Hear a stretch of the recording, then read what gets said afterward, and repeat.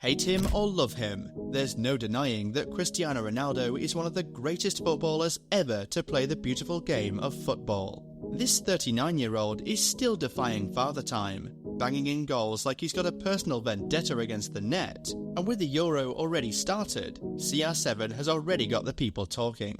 Has he still got it, or should we be worried after that first match?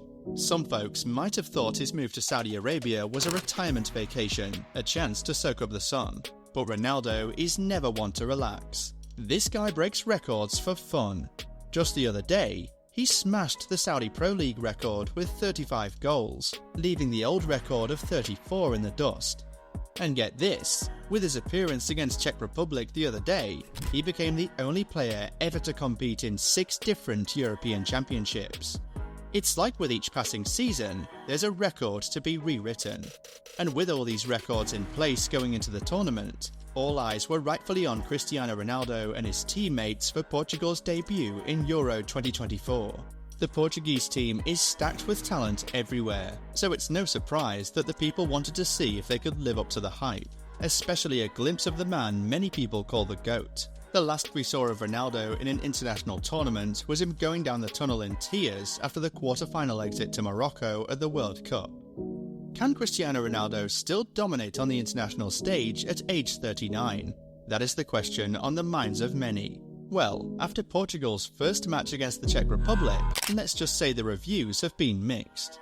The Messi fanboys wasted no time reeling out Ronaldo's post-match stats after the game.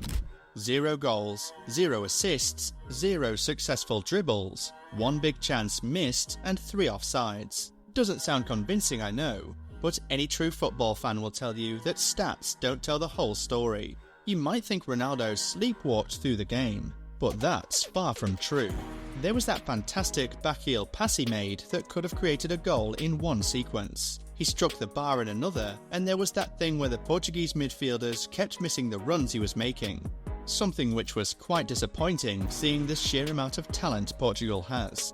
This is a team that has got Ruben Dias and Pepe leading the defence, Pitinha and Palhinha in the midfield, João Felix with lightning speed, João Cancelo operating from the fullback position, and still their teamwork looks a mess. It is even more disappointing when you realise that Portugal has got a dream team attack that can make magic with a blindfold on. But during that game, it sometimes felt like they were playing connect the dots with Ronaldo instead of just taking a crack at the goal themselves. Maybe they should have borrowed a page from their captain's handbook and been a tad more selfish. Shout out to Vitinha, by the way. Dude was Portugal's shining star on Tuesday, constantly pinging passes that put the team on the attack. Lock him in for the next game, definitely. But that leaves us scratching our heads about Leao and Bernardo. Neither of them exactly set the pitch on fire in Frankfurt. Leao started strong but got yanked after the Czech goal, while Bernardo looked like a ghost of the amazing player who bosses the midfield for Manchester City. So it leads to the familiar Ronaldo debate again. Is he a one-man army holding everyone else back? Some people think having a nearly 40-year-old striker stands in the way of how the team wants to play. Sounds like something familiar from his second United misadventure. Is he standing in the way of the kids? Does he still have it in him to play top-level football? Martinez might have claimed he picked the team based on performance, not reputation, but Ronaldo was sure the centre of attention after this match. If a couple of average Czech defenders can shut down your star player, it might be a sign that Ronaldo's time at the top is coming to an end, right? The Czech match was a bit like watching Ronaldo's final days at United, where he went from the main man to a super sub, and even sat out that 6-3 drubbing at City out of respect for his illustrious career, according to the ever-diplomatic Erik ten Hag. This was the first inclination that CR7 might not be suited for the big stage again. Then came the World Cup in Qatar, where Fernando Santos benched Ronaldo in the round of 16, and his replacement Gonzalo Ramos went on to score a hat-trick against Switzerland.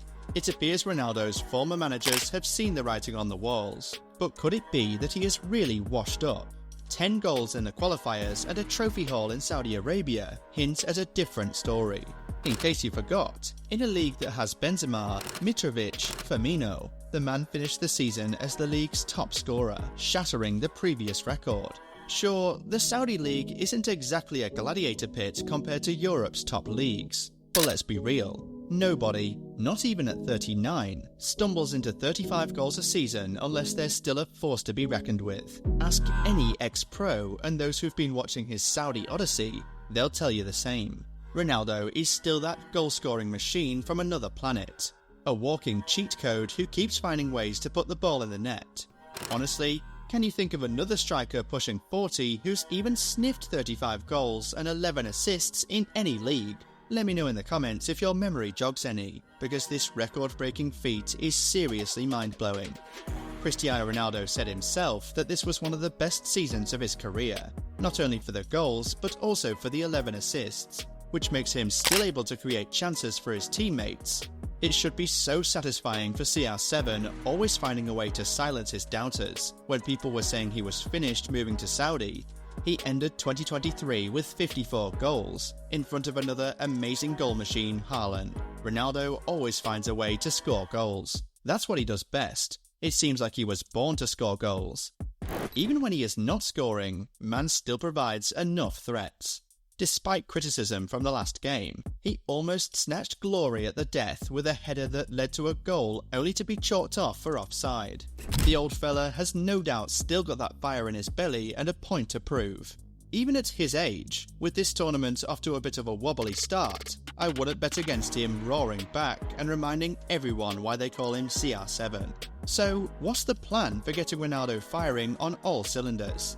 Well, that's the million-dollar question, and it all falls on Roberto Martinez's shoulders. Is it me, or does it feel like Ronaldo just can't catch a break with managers lately? They all struggle to figure out how to use him best. Is it Ronaldo messing with the team's flow, or are the managers just not pushing the right buttons? I mean, there was Roberto Martinez who threw a few curveballs himself in the Czech match. Bruno in the deep midfield was one head-scratcher, and Nuno Mendes, the PSG left-back, must have gotten a serious case of whiplash when he found out he'd be playing left centre-half.